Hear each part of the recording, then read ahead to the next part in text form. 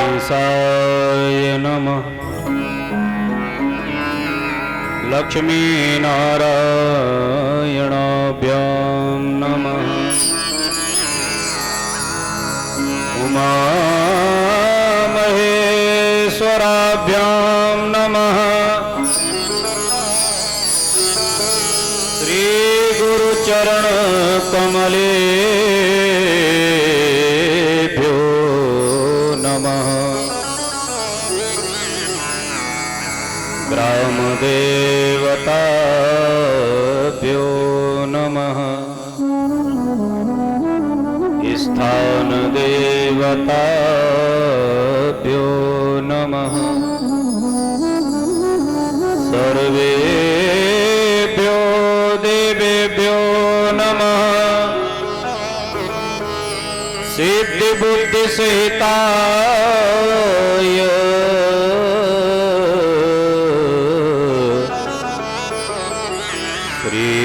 श्रीमन्महान् गणाधिपते नमः। ध्येयं सदा परिभवग्नमभीष्टदोहम् तीर्थास्पदं शिवभिरञ्चिनुतं शरण्यम्। मृत्यार्त्यं प्रणत पालभवाब्धिपूतं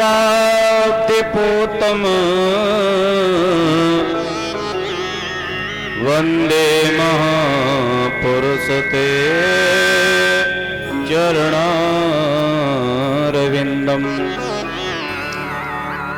नारायणं नमस्कृत्य नरं चैव नरोत्तमम्। देवीं सरस्वतीं व्यासं ततो जयमुदीरयेत्।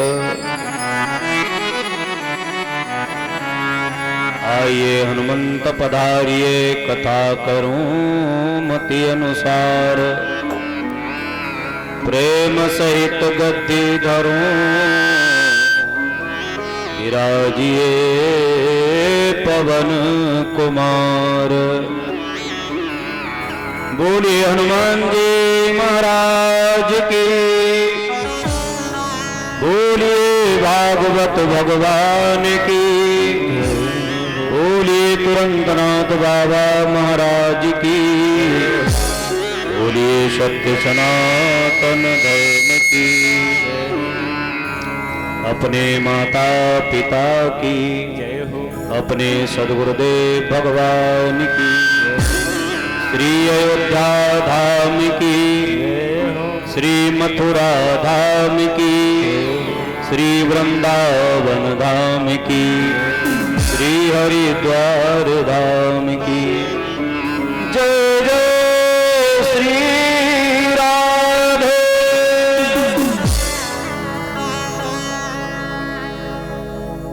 भगवान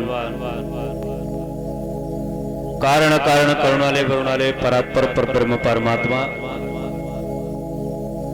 वक्त वांछा कल्पतरु श्रीमद् भागवत को प्रणाम करते हुए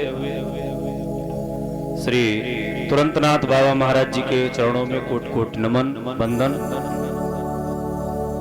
एवं हमारे वाम भाग में विराजमान मां भगवती सरस्वती के कृपा पात्र जो हमारे संगीत वाद्ययंत्रों को प्रस्तुत कर रहे हैं, ऐसे हमारे आर्गन पे सहयोग कर रहे हैं हमारे जितेंद्र भैया,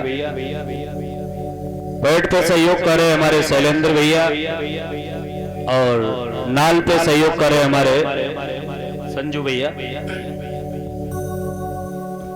यज्ञ का कारोबार जो देख रहे हैं हमारे प्रिय शिष्य आचार्य दिव्यानंद पांडे जी। और आप लोगों के पास और केवल आप लोगों के ही पास नहीं,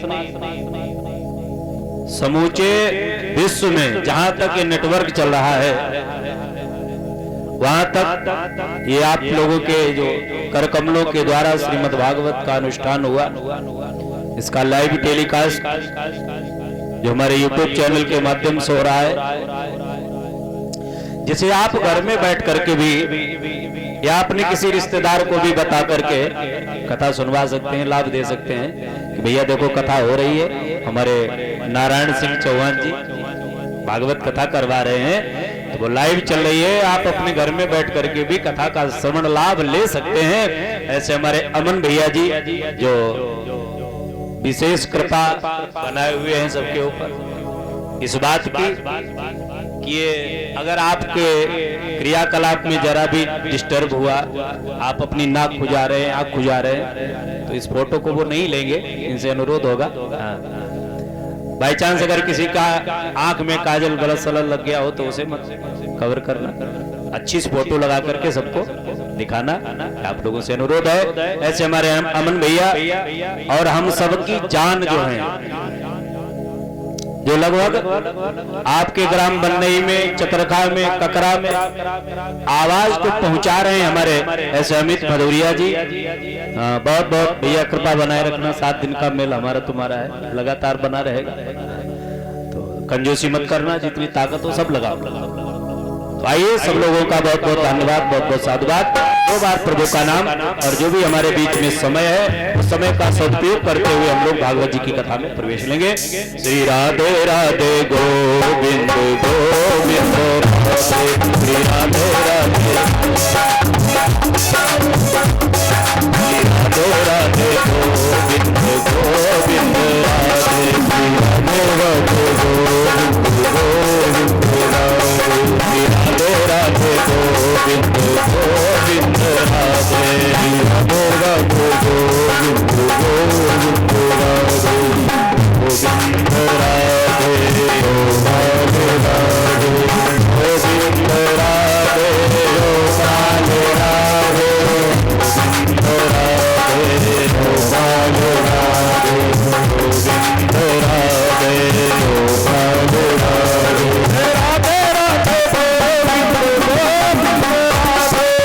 राधे गोविंद गोविंद राधे,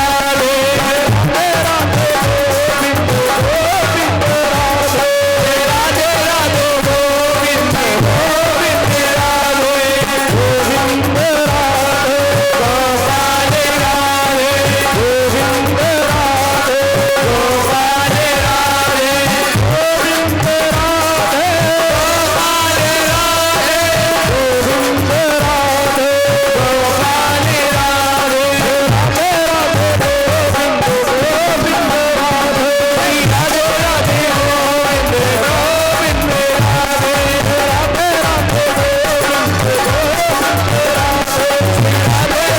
राधे राधे, गोविंद राधे राधे राधे, गोविंद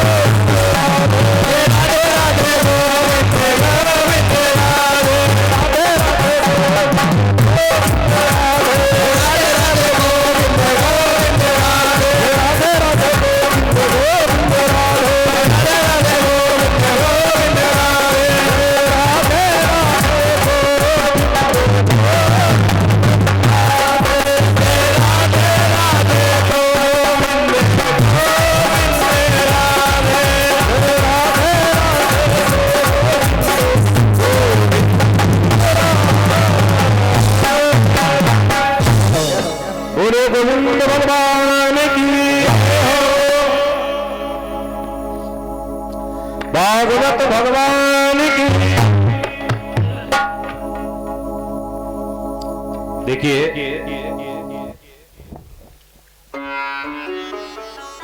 घर में बहुत सारा पैसा हो जाए, लोग आपको पूरी हो जाए, आपके शरीर में खूब ताकत हो जाए, ये कोई बहुत बड़ी बात नहीं है चौहान साहब।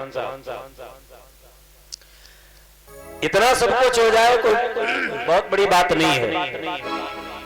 आप लोग कहोगे महाराज आजकल का तो आदमी इसीलिए रात दिन हाय हाय करता है, मेहनत करता है, परिश्रम करता है कि खूब पैसा हो जाए हमारे पास, खूब लोग हमें जानने लग जाएं, खूब पहचानने लग जाएं, खूब शोहरत हो जाए, हमारी ताकत बन जाए शरीर में, इसलिए खाते पीते हैं खूब चकाचक। तो अगर ये सब कुछ नहीं फिर सब कुछ क्या है? देखो सब कुछ ये है, पैसा खूब हो, शरीर में ताकत खूब हो, लोग जानने पहचानने वाले खूब हो, परिवार खूब बड़ा पूरा हो, और फिर मन आपका भगवान के चरणों में लग जाए, ये बहुत बड़ी बात है। बोलो भाई, ऐसा है कि अक्सर देखने को मिलता है जब धन संपत्ति बढ़ती है, लोगों के शरीर में ताकत बढ़ती है, शोहरत बढ़ती है, तो लोग मुंह उठा करके चलना सीख जाते हैं, फिर प्रणाम करना भूल जाते हैं, अभिमान आने लगता है। लोग सोचने लगते हैं अरे राम राम हम उनको प्रणाम करेंगे, वो देखो हमसे कितने छोटे। गलत गलत गलत गलत। सब कुछ होने के बाद में अगर झुकना सीख जाओ तो ये बहुत बड़ी बात है, क्योंकि फलदार वृक्ष जब फलता है तो स्वाभाविक झुक जाता है। और एक बात बताएं, जितने भी काम होते हैं वो सब छोटे बनकर के होते हैं, बड़े बनकर के एक भी काम नहीं हो पाता। हनुमान जी महाराज जी जब लंका में प्रवेश करते हैं, ध्यान देना, जब समुद्र को लांघने की बारी आई तब शरीर क्या था? बोले कनक भूधराकार शरीर। लेकिन महाराज जो कार्य को संपन्नता की तरफ ले जाना है तब क्या किया है? लंका में जब प्रवेश किया है तब बोले मस्तक समान रूप कति धरी। छोटे बन गए। लाभ क्या निकला? बोले लाभ ये निकला है कि महाराज लंका जैसी समर्थ नगरी जिसमें मेघराज जैसा युवराज, जिसमें लंकाधीश्वर जैसा राजा रावण, और महाराज इतना वैभव पराक्रम होने के बाद भी उस लंका को खाक करके और अपने कार्य की सिद्धि को प्राप्त करके हनुमान जी महाराज वापस आ गए। कब? बोले जब छोटे बने हैं, छोटे बन करके। इसलिए जब झुकना आ जाए तो समझ लो कि अब हम बड़े बड़े काम करने वाले हैं। और हमारे चौहान साहब के ऊपर बहुत बड़ी कृपा भगवान की है। इतना सब कुछ होते हुए भी संपन्नता है और परिवार भी अनुकूल है।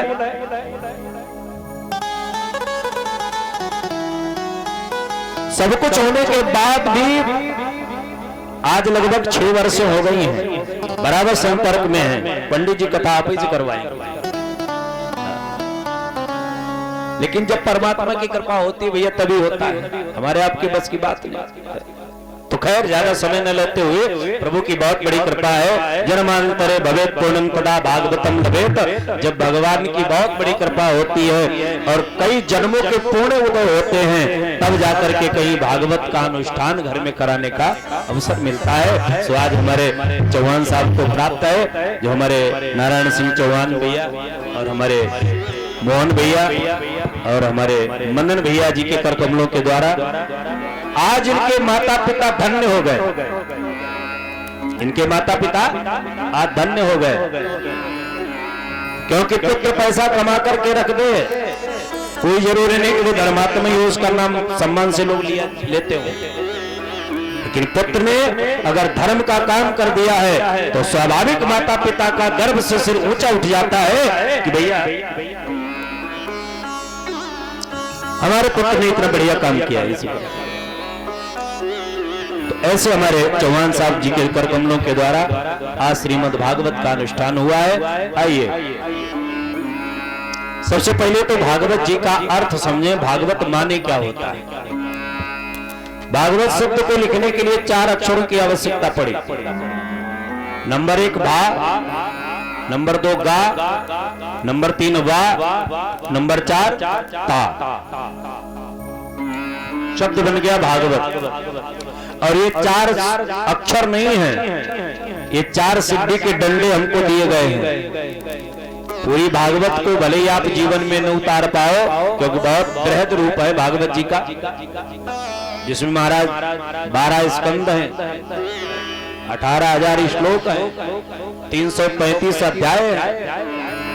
इतना बृहद ग्रंथ जीवन में उतारना बड़ा मुश्किल है। तो महाराज फिर क्या किया जाए, बोले 4 अक्षर भागवत जी के अपने जीवन में उतार लो, कल्याण हो जाएगा। कैसे? बोले पहला अक्षर है भा। भा अक्षर का अर्थ होता है भक्ति। जीवन में सबसे पहले हमें भक्ति करनी चाहिए। दूसरा अक्षर है गा। गा माने ज्ञान। भक्ति करोगे ज्ञान अपने आप आएगा। तीसरा अक्षर है वा। वा माने वैराग्य। ज्ञान जब होगा तो वैराग्य अपने आप आ जाएगा। और अंतिम अक्षर है ता। ता माने तत्व। जब वैराग्य होगा तो तत्व की प्राप्ति होने में फिर देर नहीं लगती है। तो भक्ति ज्ञान वैराग्य का तत्व जिसमें भरा है उसे कहते हैं भागवत। एक जिज्ञासु ने पूछ दिया, बोले महाराज जी हमने कहीं कहीं लिखा देखा श्रीमद् भागवत, ये तो केवल आपने भागवत का अर्थ बता दिया महाराज। तो श्रीमद् क्या है? इसमें श्रीमद् क्यों जोड़ दिया गया? देखो श्रीमद् भागवत इसे इसलिए कहा गया है, श्री माने होता है, श्री कहते हैं लक्ष्मी जी को। सुनील भैया थोड़ा सामने बैठो, इधर पड़ जाओ, इतनी भीड़ नहीं, थोड़ा सामने बैठो। सुनील भैया भी बड़े अनन्य भक्त हैं। देखो 3:30 बजे बात हुई हमारी, बोले पंडित जी हो सकता है परसों आएंगे। हमें तो अभी स्वप्न लग रहा है कि सुनील भैया आकर के बैठ गए। क्या बात है, बड़ी अच्छी बात है। तो श्रीमद् माने क्या है? बोले श्री माने होता है लक्ष्मी जी या राधा रानी, एक ही बात है। लक्ष्मी जी या राधा रानी एक ही बात। श्री मद, जिनको राधा रानी के चरणों का मद माने अहंकार हो जाए। वैसे तो अहंकार बहुत खराब है कि नहीं? बोलो भैया, क्यों मोहन भैया? अहंकार बहुत खराब है, लेकिन अहंकार खराब नहीं है। किसी ने कहा अगर अहंकार खराब था तो इसे बनाया क्यों गया? भाई हमें पता है कि चीनी की चाय में नुकसान करेगी, क्योंकि हमारा शुगर लेवल बढ़ा हुआ है, तो हम काहे को चीनी की चाय बनवाएंगे भैया? शुगर फ्री नहीं पिएंगे। तो जब चीनी हमें नुकसान करती है तो हम काहे को चीनी ला करके घर में रखें? जब अभिमान खराब ही है तो बनाने की जरूरत क्या थी इसकी? देखो भगवान ने कोई चीज खराब नहीं बनाई, अभिमान बनाया तो अभिमान अच्छा है, बढ़िया है, कोई चीज खराब नहीं है। जैसे एक बार एक माता जी भोजन बना रही थी, तो भोजन बनाने में उन्होंने एक बार नमक थोड़ा कम रहा। पति भोजन करने के लिए बैठा, बहुत डांटा, अरे तुम्हें भोजन बनाना ही नहीं आता है, बताओ नमक तुमने नहीं डाला, बहुत डांट लगाया। पत्नी को बड़ा दुख हुआ, बोले नमक की वजह से बड़ी बेइज्जती उठानी पड़ी हमें, कल से ध्यान रखूंगी। सो दूसरे दिन ज्यादा ध्यान रखा तो डबल डाल दिया, दूसरे दिन ज्यादा ध्यान रखा तो डबल डाल दिया। अब पतिदेव ने ग्रास उतार करके जो मुंह में रखा, महाराज पूरा मुंह कड़ुआ हो गया। अरे तुम्हें भोजन बनाना नहीं आता, देखो कितना ज्यादा नमक तुमने डाल दिया, सारी सब्जी कड़वी कर दी। पत्नी ने विचार किया, कम डाला तब भी डांट पड़ी, ज्यादा पड़ गया तब भी डांट पड़ी। इसका मतलब हमारे आपस में झगड़े की जड़ ये नमक है। हम घर में नमक ही नहीं रखेंगे, उठाया डब्बा बाहर फेंक दिया, घर में नमक ही नहीं रखेंगे, लड़ाई नहीं होगी। अच्छा एक बात बताओ, लड़ाई की जड़ नमक है? नमक नहीं है। अगर तुम्हें उसका प्रयोग करना ठीक से आता है तो भोजन में नमक जरूरी है। लवण बिना बहु व्यंजन जैसे, बगैर नमक के सब्जी तो बेकार बनती है, भोजन बेकार बनता है। उसका प्रयोग करना आना चाहिए। कम पड़ गया तो खराब हो जाएगा, ज्यादा पड़ गया तो खराब हो जाएगा। उसी प्रकार हमारा अभिमान भी है, अभिमान खराब नहीं है। अभिमान अगर संसार से जुड़ गया तो हमारे लिए बंधन का कारण बन गया, और यही अभिमान अगर भगवान के चरणों से जुड़ गया तो बताओ भैया क्या होगा? मुक्ति का कारण बनेगा। बनेगा कि नहीं?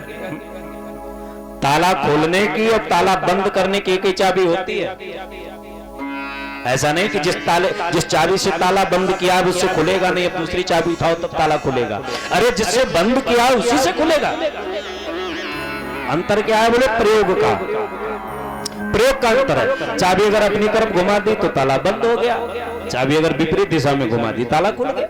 यही हाल हमारे अभिमान का है। अभिमान अगर हमने संसार में परमात्मा लोगों के प्रति जोड़ दिया, भाई के प्रति जोड़ दिया, धन के प्रति जोड़ दिया, तन के प्रति जोड़ दिया, तो हमारा यह अभिमान विनाश की कगार पे ले जाके खड़ा कर देगा। और यही अभिमान अगर हमने परमात्मा के चरणों में जोड़ दिया कि हम है राम जी के, राम जी हमारे हैं, ईमानदारी से बताओ वो अभिमान खराब है कि बढ़िया है? बोलो भाई, बोलो भाई, बढ़िया है ना?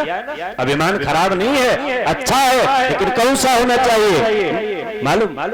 कि हम हैं राम जी के, राम जी हमारे हैं, हम हैं राम जी के, राम जी हमारे हैं, हम हैं राम जी के, राम जी हमारे हैं, हम उनके सदा सहारे हैं, हम उनके सदा सहारे हैं, मेरी आंखों के तारे हैं, मेरी आंखों के तारे हैं, हम हैं राम जी के, राम जी हमारे, हम हैं राम जी के, राम जी हमारे हैं, हरि बोल।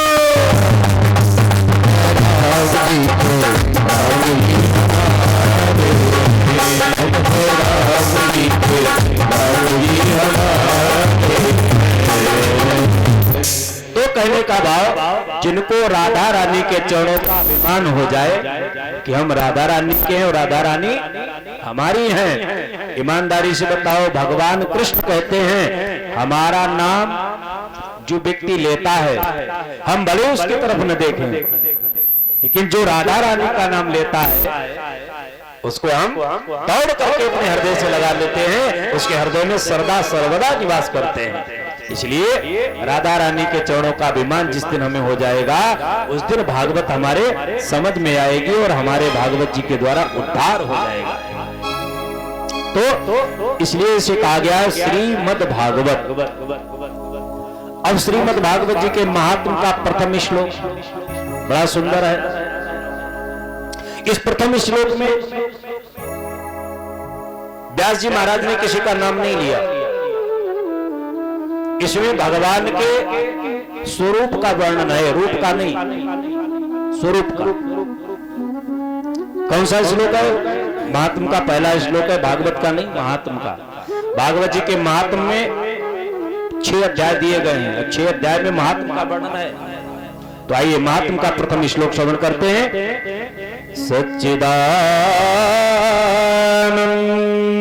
रूपाय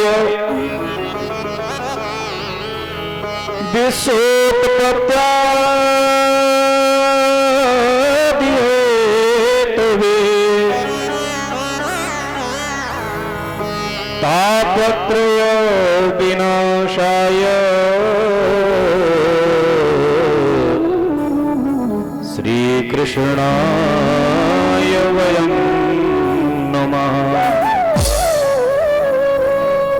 परमात्मा का स्वरूप कैसा है? बोले सतघन चितघन आनंद घन स्वरूप है जिनका। देखो, एक होता है रूप और एक होता है स्वरूप। अंतर क्या है? बोले रूप बदला जा सकता है, स्वरूप बदलता नहीं। आप कहिए कैसे रूप बदलता है? आपके गांव में रामलीला होती है? होती होगी। गांव में नहीं, क्षेत्र में कहीं न कहीं तो होती होगी रामलीला। अच्छा, रामलीला जब होती है तो एक ही कलाकार रात भर में 3-4 गेटअप चेंज करके रोल अदा करता है कि नहीं? डायरेक्टर कहता है भैया राम जी की तबीयत खराब हो गई, जरा बलकल वस्त्र पहन के आ जाओ। वही व्यक्ति लेकर के धनुष बाण और पहन करके बलकल वस्त्र बांध करके जूड़ा राम बन करके आ गया, है ना? रोल खत्म हुआ, मेकअप रूप में गया। डायरेक्टर ने कहा एक काम करो भैया, रावण की तो आज छुट्टी थी, रावण आया नहीं, तो एक काम करो 10 मुकुट बना के पहुंच जाओ। अब वही व्यक्ति रावण बन के पहुंच गया। थोड़ी देर बाद वही व्यक्ति सुपर्णखा बन के पहुंच गया। रात भर रूप बदलता रहा कि नहीं, कहीं रावण बनता है, कहीं हनुमान बनता है, कहीं राम बनता है।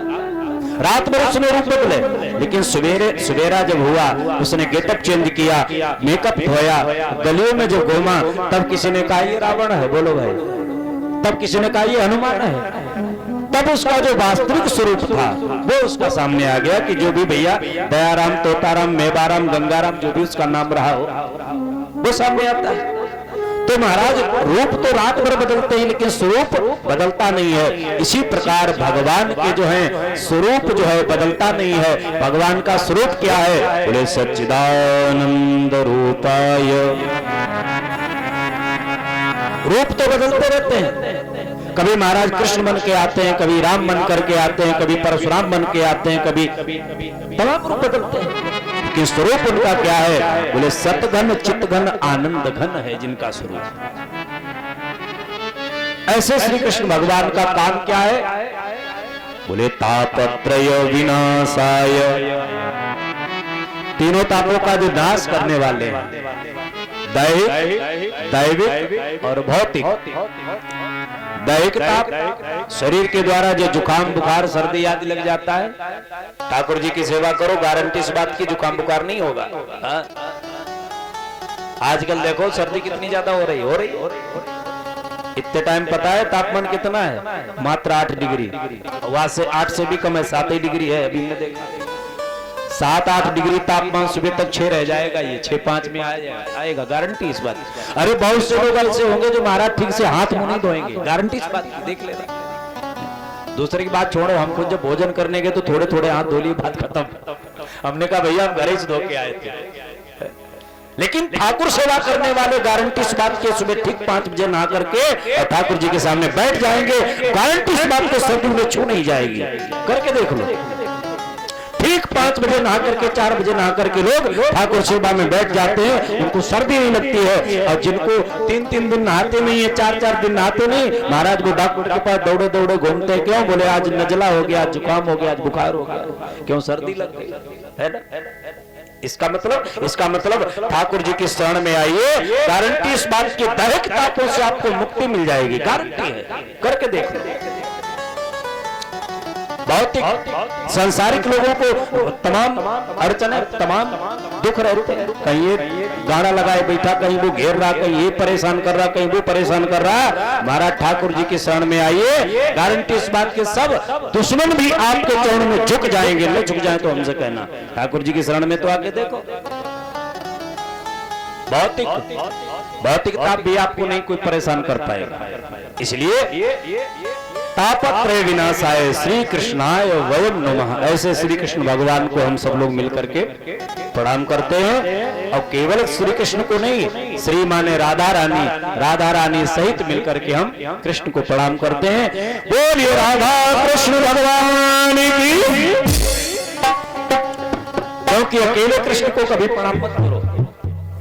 अकेले कृष्ण को प्रणाम करोगे महाराज आधा प्रणाम होगा। क्यों? भक्त कहते हैं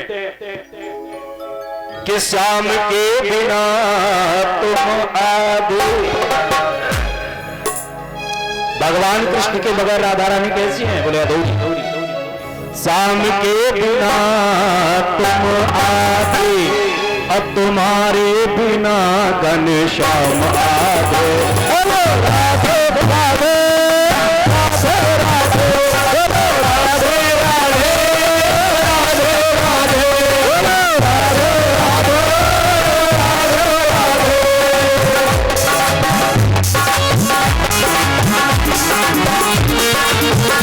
राधे बिहारी लाल की।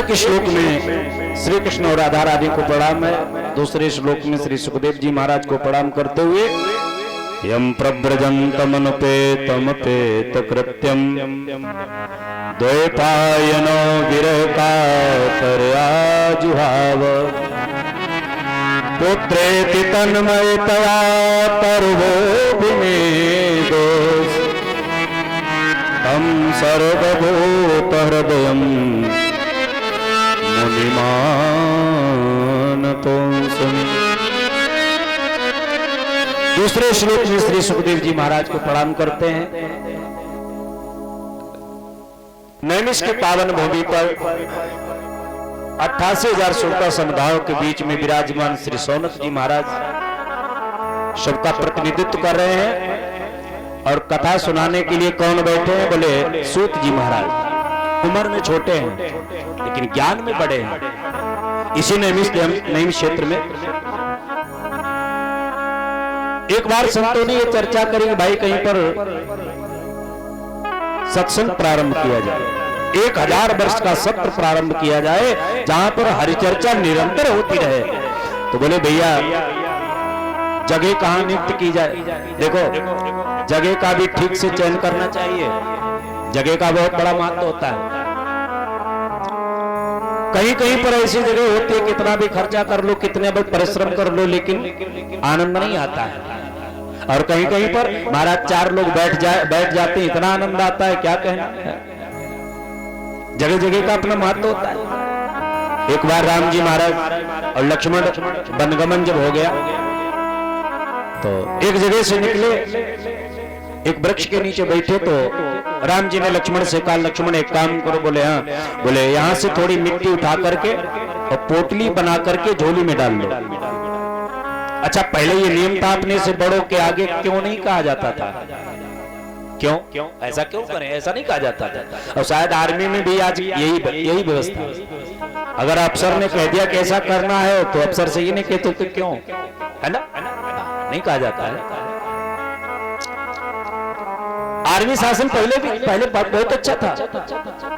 राम जी ने कहा लक्ष्मण जी से एक काम करो, ये मिट्टी यहाँ से थोड़ी बांध करके पोटली डाल लो झोले में। लक्ष्मण ने तुरंत मिट्टी उठाई, झोली में डाल ली। थोड़ी देर आगे चले, लक्ष्मण ने विचार किया कि एक बात बताओ, पिताजी ने वनवास तो भैया को दिया, अरे वन में इनको आना था। हम अच्छी खासी पत्नी छोड़ के आए, घर छोड़ के आए, माँ छोड़ के आए, अपने सब कुछ छोड़ के हम खामोखाम दौड़े दौड़े घूम रहे। दूसरी बात, अरे पत्नी तो इनकी चली गई, ये ढूंढे, ये रोमे, ये गामे, ये नाचे, कुछ भी करें, हमसे क्या मतलब? हम खामोखाम दौड़े दौड़े घूम रहे। लक्ष्मण ने कहा भैया एक काम करो। बोले हाँ। बोले आपने कहा था कि तुम यहाँ रहो अयोध्या में, पिताजी की हालत खराब है, माताजी की हालत खराब है और भरत ननियाल में, तो एक काम करो, अब ऐसा करो तुम मैया को ढूंढ करके आना, हम चल रहे अयोध्या जी को, हम वापस जा रहे हैं। राम जी समझ गए कि टेबलेट काम कर रहा है। राम जी समझ गए। राम जी ने कहा नहीं, थोड़ी देर की बात रह गई, सीता जी मिल जाएंगी, बस 14 वर्षों की बात थी, 12.5 वर्ष हो गए, 1.5 वर्ष की बात रह गई। अब 1.5 वर्ष के बाद तो हम लोग चलेंगे। 12.5 वर्ष के बाद में सीता जी का हरण हुआ था। तो राम जी ने कहा 1.5 वर्ष की बात रह गई, उसमें भी दिन कम हो रहे हैं, बाद में चलेंगे। लक्ष्मण ने कहा नहीं, अब हमें याद आ रही है अयोध्या की, भरत बहुत परेशान होगा, हम चल करके उसे समझाएंगे। राम जी ने कहा एक काम करो तो फिर जाओ, लेकिन वो मिट्टी निकाल के फेंक दो पहले, फिर जाओ। और जो थैली से मिट्टी निकाल करके फेंके, लक्ष्मण की बुद्धि परिवर्तित हो गई। अरे राम राम, लक्ष्मण तुम्हारे मन में यह भाव आया कैसे? अरे राम तो तुम्हारे सर्वस्व हैं। माता रामो मत पिता रामचंद्र, स्वामी रामो मत सखा रामचंद्र, सर्वस्व में रामचंद्रो दयालु, नान्यम जाने नहीं जाने जाने। और लक्ष्मण का वाकई यही कहना था क्या कि मोरे एक तुम ही पित माता। लक्ष्मण राम जी से कहते हैं कि मोरे एक और तुम ही पित माता, जाऊं कहां तजी पद जल जाता। मोरे एक तुम ही पित माता, जाऊं कहां तजी पद जल जाता। राम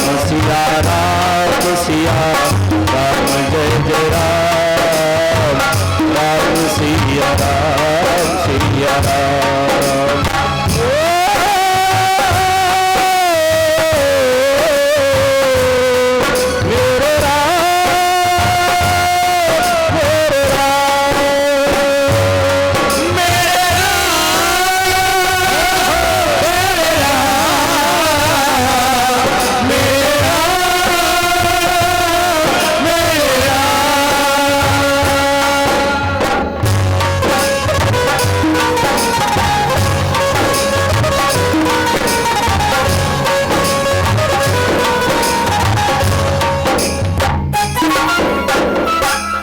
जाओ कहां पग तज पग जब ऐसे लक्ष्मण जी महाराज और राम के प्रति क्या कह रहे हैं कि मेरा मन अब यहाँ लग नहीं रहा है। तुरंत चरणों को पकड़ लिया। महाराज एक बात बताओ, मेरी बुद्धि क्यों परिवर्तित हुई?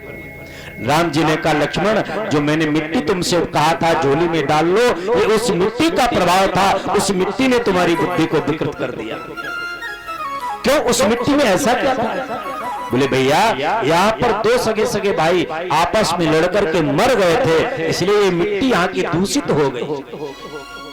जगह कहीं कहीं की इतनी दूषित हो जाती है जहां पर बैठने से मन विकृत हो जाता है, इसलिए जगह का चयन ठीक से करना चाहिए। संतों ने कहा जगह कहां चयनित की जाए? ब्रह्मा जी के पास गए। ब्रह्मा जी से पूछा 1000 वर्षों का मैं सत्र प्रारंभ करना चाहता हूं, कहां चालू करूं? ब्रह्मा जी ने चक्र छोड़ दिया। बोले जहां पर ये चक्र गिर जाए वहीं पर बैठ करके भगवान का भजन करना। चक्र पूरे संसार में भ्रमण करता हुआ इसी नैमिष क्षेत्र में, जो आजकल सीतापुर डिस्ट्रिक्ट में हरदोई के बॉर्डर पर लग रहा है, यहीं पर आकर के चक्र गिरा। वहीं पर बैठ करके 88,000 ऋषियों ने भगवान की चर्चा प्रारंभ कर दी। सूत जी महाराज जो कि उम्र में कम है लेकिन ज्ञान में अधिक है, आए हैं, आसन दिया, सौनक जी ने बिठाया। 88,000 श्रोताओं का प्रतिनिधित्व कर रहे हैं सौनक जी महाराज। श्रोता तमाम होते हैं लेकिन प्रतिनिधि एक ही होता है। यहाँ पर जैसे सुनने वाले तो बहुत हैं, लेकिन प्रमुख यजमान के स्वरूप में हमारे फौजी नारायण सिंह चौहान जी विराजमान है। हाँ, ये क्यों बनाया जाता है मालूम? इसलिए क्योंकि मान लिया यहाँ पर 1000 लोग बैठे हैं और सब लोग खड़े होकर के अपना अपना प्रश्न पूछने लग जाए तो पंडित जी किसके किसके प्रश्न का उत्तर देंगे? बोलो भाई। प्रतिनिधि श्रोता इसलिए नियुक्त किया जाता है कि जिसकी जो शंका हो वो प्रमुख श्रोता के माध्यम से व्यास तक पहुंचा दे अपना प्रश्न, उसका हल हो जाएगा। इसलिए प्रमुख श्रोता बनाया जाता है। तो उन 88,000 श्रोताओं का प्रतिनिधित्व कर रहे हैं हमारे सौनक जी महाराज। और इनकी विशेषता क्या है? बोले कथामृत रसा स्वाद कुशला। कथामृत श्रवण करने में परम कुशल है। कथा सुनने में बड़ी कुशलता होती है। किसी किसी को कथा सुनना ही नहीं आता है। आप लोग कहोगे पंडित जी कथा सुनने में क्या कुशलता है? अरे घर से आओ, बैठ के कथा सुनो और चकाचक प्रसाद मिले वो लेकर के जाओ। कथा सुनने का ये तरीका नहीं, पहले कथा सुनने का तरीका सुनो। पहले दिन कथा सुनने का तरीका क्या है? पहली बात तो घर से जब चलो तो अकेले मत आओ, साथ में किसी को लाओ। धर्म पत्नी है तो धर्म पत्नी के साथ आओ। जैसे हमारे सुनील भैया देखो लखनऊ से अपने बच्चों को लेकर के आए, पत्नी के साथ में आए, अच्छी बात है। पत्नी शर्म कर रही है, नहीं साथ में आ रही कि हमें तो शर्म लग रही, तो कहना तुम बाद में आओ, हम पहले चल रहे। पड़ोसी को किसी को ले आओ, पड़ोसी कोई भैया बैठा हो उसे लेके आओ। दूसरी बात, घर से खाली हाथ मत आओ, कुछ न कुछ भगवान के लिए लेकर के आओ। घर में अगर परमात्मा ने धन संपत्ति दिया तो बोलाओ, नहीं लाने की इच्छा है, नहीं हिम्मत जुटा पा रहे हो तो थोड़ा प्रसाद लेकर के आओ। प्रसाद भी लाने की इच्छा नहीं है तो महाराज फूल तोड़ के लाओ, और फूल भी लाने की इच्छा नहीं है, सर्दी में फूल कहाँ रखे महाराज, तो तुलसी का पत्र जरूर लाओ और ठाकुर जी को अर्पित करो, तब बैठ के कथा सुनो। खाली हाथ कभी कथा पांडाल में नहीं आना चाहिए। लेकिन अगर भगवान ने कुछ दिया है और फिर खाली तुलसी पत्र अगर लेकर के आए तो मामला गड़बड़ हो जाए, है ना। इसलिए देखो गोपिकाएं जब भगवान के पास जाती थी तो माखन मिश्री लेकर के जाती थी, तो भगवान ने क्या किया? उन्हें अपना अभिन्न अंग गोपिकाओं को बनाया कि नहीं? अपना अभिन्न अंग राधा को अपने नाम के साथ जोड़ लिया, क्योंकि राधा खाली हाथ कृष्ण को नहीं, जब मिलती थी तो माखन मिश्री खिलाती थी। और सूर्पणखा खाली हाथ आई थी राम के पास। अब भैया क्या करके गई ये तो तुम जानते हो। इसलिए खाली हाथ आओगे तो भाई तुम जानो तुम्हारा काम जाने, सियावर रामचंद्र। इसलिए खाली हाथ नहीं आना है, आकर के बैठ करके कथा सुनो, संकीर्तन बोला जाए संकीर्तन बोलो, और आरती प्रसाद लेने के बाद प्रस्थान करें। ये कथा सुनने का नियम होता है। सौनक जी महाराज कथा श्रवण कर रहे हैं, सूत जी महाराज कथा सुना रहे हैं। अब यहाँ पर सूत जी और सौनक जी का संवाद प्रारंभ होगा। 6 प्रश्न किए हैं यहाँ पर सौनक जी ने, और 6 प्रश्नों का उत्तर सूत जी महाराज ने सुंदर भागवत संहिता के माध्यम से समझाने का प्रयास किया है। आइए आज की कथा को यहीं पर विश्राम देते हैं, क्योंकि समय ज्यादा हुआ है। और श्री राम जय राम जय जय राम, श्री राम जय राम जय जय राम, श्री राम जय राम जय जय राम।